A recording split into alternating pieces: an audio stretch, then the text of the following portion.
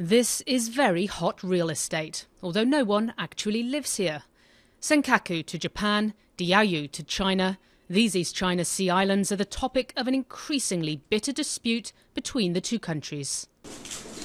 Japanese Prime Minister Yoshihiko Noda tells CNN a deal is almost done to buy them from the Japanese family who owns them and nationalize them.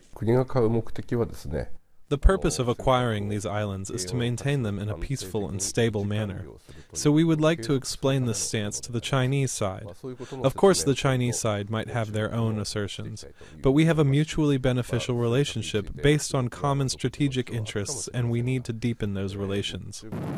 China's foreign ministry Wednesday called any unilateral moves by Japan, quote, illegal and invalid.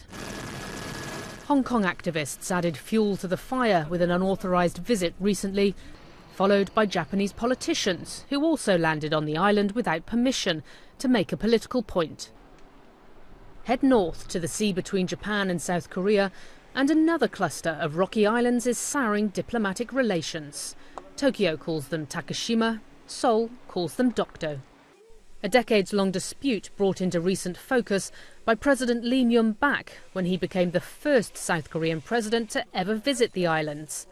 Standing next to a Korean flag, the claim of ownership could not have been clearer. Mr. Lee also said Japan's emperor must apologise for the country's past colonisation of Korea if he ever wants to visit. Mr. Noda says that offended the Japanese people, and it is Mr. Lee who must apologise. I was surprised because I thought we were pursuing a forward-looking relationship, so I could not understand what I read in President Lee's actions or what he said. It is quite regrettable. South Korea's president declined our request for an interview, but both countries insist their claims of sovereignty go back for centuries. These disputes are not just about land, but also what's around the land.